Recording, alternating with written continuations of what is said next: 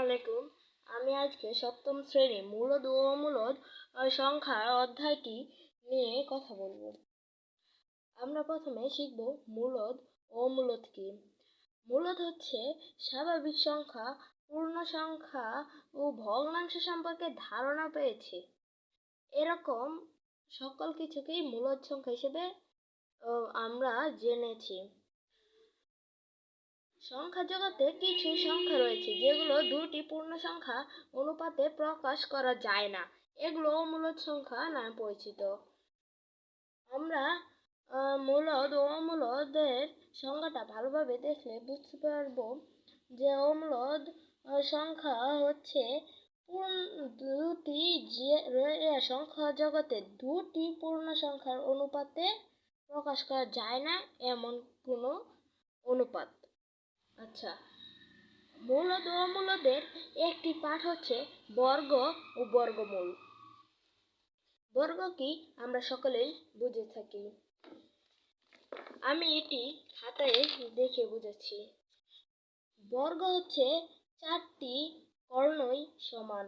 এখানে 4 ইঞ্চি হলে এখানে 4, এখানেও 4, এখানেও 4। চারটি দিক যদি সমান হয় তাহলে তাই বর্গ।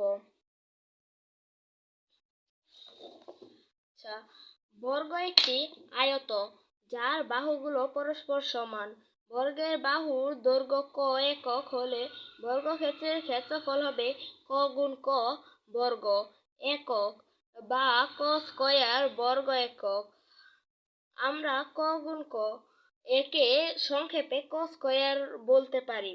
বিপরীতভাবে বর্গক্ষেত্রের ক্ষেত্রফল ক স্কয়ার বর্গ একক হলে এর প্রতিটি বাহুর দৈর্ঘ্য হবে ক একক। চিত্রে 9টি মার্বেল বর্গাকারে সাজানো রয়েছে। আমরা যদি এই চিত্রটি খেয়াল করি তাহলে 1টি, 2টি, 3টি এরকম 9টি মার্বেল সাজানো রয়েছে। সমান দূরত্বে প্রতিটি সারিতে 3টি করে 3টি সারিতে মার্বেল সাজানো আছে এবং মোট মার্বেলের সংখ্যা 3 গুণ 3 সমান 3 স্কয়ার বা 9। এখানে প্রত্যেক সারিতে মার্বেলের সংখ্যা এবং সারির সংখ্যা সমান, তাই চিত্রটি বর্গাকারে হয়েছে। ফলে 3 এর বর্গ 9 এবং 9 এর বর্গমূল 3। আচ্ছা, বর্গ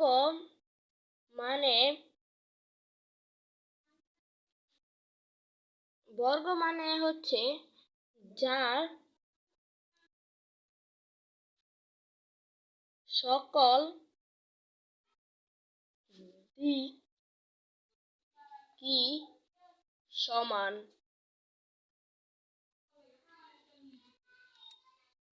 যেমন একটি বর্গের ভিতরে যদি আমরা 9টি মার্বেল রাখি তাহলে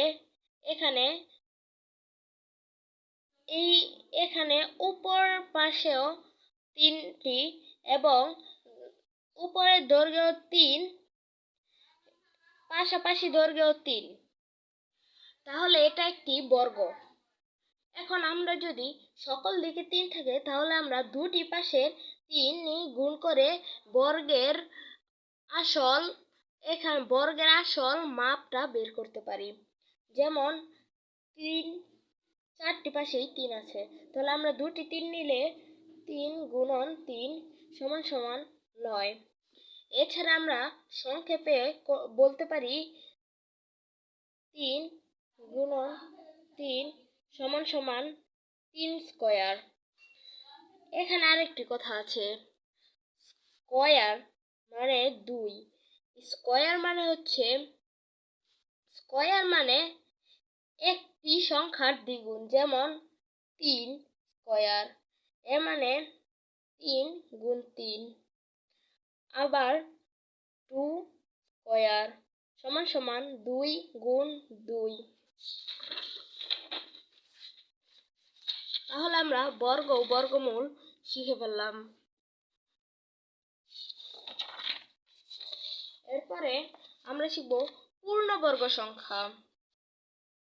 বর্গের বাহুর দৈর্ঘ্য 1, 2, 3 5 7 এ বর্গের ক্ষেত্রফল এ গুণ এ সমান সমান এ গুণ এ সমান সমান এ স্কয়ার। তারপরে এখানে 1 বর্গের বাহুর দৈর্ঘ্য 1, বর্গের ক্ষেত্রফল 1 গুণন 1 সমান সমান 1 বা 1 স্কয়ার। আমরা এর আগের পৃষ্ঠায় জেনেছি স্কয়ার মানে হচ্ছে দ্বিগুণ, তাহলে 1 ও 1 কে আমরা 1 স্কয়ারও বলতে পারি। 2 গুণ 2 সমান সমান 4 সমান সমান 2 স্কয়ার। 1 4 9 25 49 সংখ্যাগুলোর বৈশিষ্ট্য হলো যে এগুলোকে অন্য কোনো পূর্ণ সংখ্যার বর্গ হিসেবে প্রকাশ করা যায়। 1 4 9 25 49 সংখ্যাগুলো পূর্ণবর্গ সংখ্যা। পূর্ণবর্গ সংখ্যার বর্গমূল একটি স্বাভাবিক সংখ্যা, যেমন 21। 21 বর্গ 21 স্কয়ার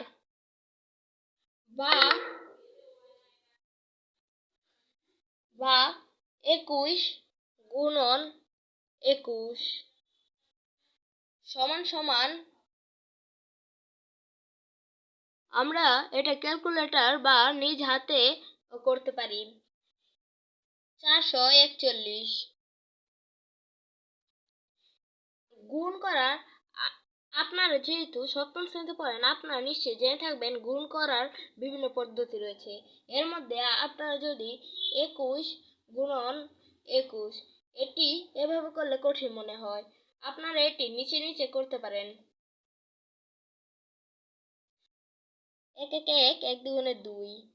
এখন প্রথম সংখ্যা দিয়ে গুণ করার পরে সেকেন্ড সংখ্যা আনার আগে এখানে একটি শূন্য দিতে হয়, তাহলে 2 1 এ 2, 2 দুগুণে 4 সমান সমান 441। আমরা এটি এখানে লিখেছি। এরপরে আমরা শিখব বর্গ সংখ্যার ধর্ম।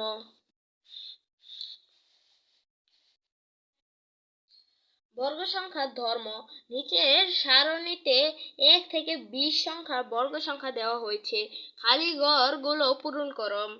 আচ্ছা, এখন আমরা এখানে মনোযোগ দিয়ে দেখলে আমরা দেখতে পাচ্ছি এখানে সংখ্যা এবং বর্গ সংখ্যার মধ্যে আমাদের জন্য করতে হবে এরকম কিছু খালি ঘর রাখা রয়েছে। আমরা যে প্রথমটা খেয়াল করি, সংখ্যা 1 2 3 4 5, বর্গ সংখ্যা 1 4 9 1 4 9 খালি ঘর 25। এখানে আমরা যে খেয়াল করি 1 গুণন 1 সমান সমান 1, 2 গুণন 2 সমান সমান 4, 3 গুণন 3 সমান সমান 9, 5 গুণন 5 সমান সমান 25।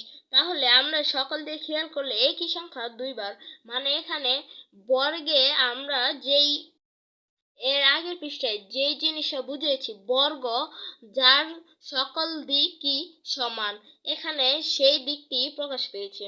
আমরা তাহলে এখানে 4 আছে, তাহলে 4 সাথে 4 গুণ দিব, তাহলে 4 4 16, এখানে 16 হবে। এরপরের গুলিও সেম, 7 7 এ 49, এখানে 49 হবে।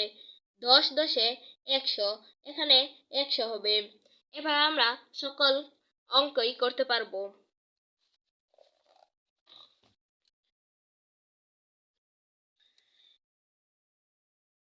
এখন আমরা চলে যাই বর্গমূলের চিহ্ন।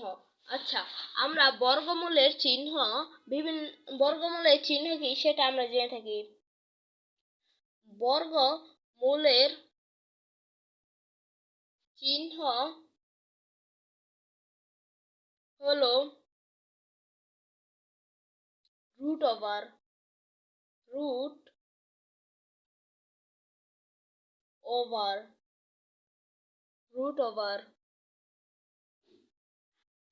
Root over. এটি হচ্ছে রুট ওভারের চিহ্ন। আমরা একটি অঙ্ক করে বুঝাই, যেমন রুট ওভার এর ভিতরে 9 আছে, তাহলে এটি হচ্ছে বর্গ। তাহলে 9 এর বর্গমূল কি? তাহলে আমরা যদি করি 1 একে 1, 2 দুয়ে 4, 3 তিনে 9। তাহলে আমরা দেখতে পাচ্ছি 3 তিনে 9। তাহলে বর্গমূল হচ্ছে 3। তাহলে আমরা এখানে সমান সমান দিয়ে লিখব 3। এরপরে আমরা মৌলিক গুণনীয়কের সাহায্যে বর্গমূল নির্ণয় কিভাবে করতে হয় সেটা জেনে নিব। 16কে মৌলিক গুণনীয়কে বিশ্লেষণ করে পাই 16 সমান সমান 2 গুণন 2 গুণন 2 গুণন 2 সমান সমান ব্র্যাকেটের ভিতর দিয়ে আমরা 2 গুণন 2 4। তাহলে এখানে দেখুন, এখানে 4টি 2 আছে। দুটি 2 করে দুটি দলে বিভক্ত হয়েছে। আমরা তাহলে একটি উদাহরণ দিয়ে বুঝাই। যেমন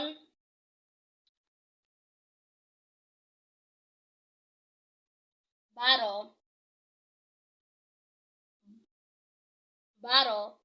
সমান সমান 3 গুণন 12 সমান সমান 2 গুণন 2 গুণন 2 গুণন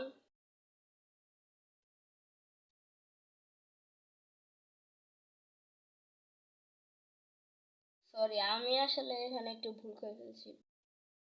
এখানে হবে 16 সমান সমান 2 গুণন 2 গুণন 2 গুণন 2 সমান সমান। এখন আমরা এখানে দেখতে পাচ্ছি এখানে 1 2 3 4 4টি 2 রয়েছে।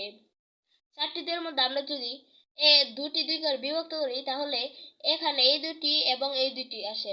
তাহলে দুটি দল থেকে দুটি গুণ করে যেই সংখ্যাটা বের হয় দুটি দল থেকে সেই দুটো সংখ্যাই গুণ করলে আমরা এই বর্গটা পেয়ে যাব। যেমন এখান থেকে এসেছে 4, এখান থেকে এসেছে 4, তাহলে আমরা পেয়ে গেলাম 16।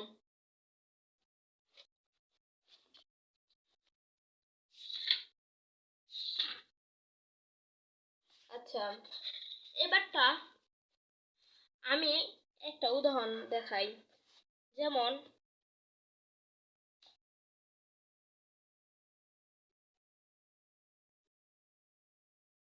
25 সমান সমান 5 গুণন 5। আচ্ছা, তাহলে এখানে কিন্তু 4টি, এর জন্য আমরা দুটি দল বিভক্ত করেছি। আর যে সকল সংখ্যার দুটির বেশি হবেই না সে সকল সংখ্যা দুটি গুণ করলে হয়ে যায়, যেমন 25। আচ্ছা, এখন আমি রুট ওভার দিয়ে একটা করি, রুট ওভার 100। তাহলে এখন আমরা এখানে দেখতে পাচ্ছি যে আরেকটা কথা বলে রাখি, যে সকল সংখ্যার পিছনে দুটি শূন্য থাকে আপনারা ধরে নেবেন সেই সকল সংখ্যাকে যেই সংখ্যাগুলো দ্বারা গুণ করা হয়েছে সেই দুটি সংখ্যা বা একটি সংখ্যার পিছনে শূন্য রয়েছে। আমরা যদি ছোট থেকে শুরু করি তাহলে সবচেয়ে ছোটোর মধ্যে আসে 10। তাহলে 10 গুণন 10 সমান সমান, দেখেন এখানে দুটি সংখ্যা আমরা আগে দিয়ে নিলাম। তাহলে 1 একে 1 হয়ে গেল 100। তাহলে রুট ওভার 100 বর্গমূল কোনটি? রুট ওভার 100 বর্গমূল হচ্ছে 10। আজকে এই পর্যন্তই। আপনাদের জন্য আপনারা এই ভিডিও থেকে ভালোভাবে ভিডিওটা লক্ষ্য করলে বুঝতে পারবেন এখানে বর্গমূল, বর্গ এবং মৌলিক গুণনীয়কের সাহায্যে কিভাবে বর্গমূল নির্ণয় করতে হয় তাই আমি আপনাদেরকে বোঝানোর চেষ্টা করেছি। আজকে এইটুকুই। আসসালামু আলাইকুম।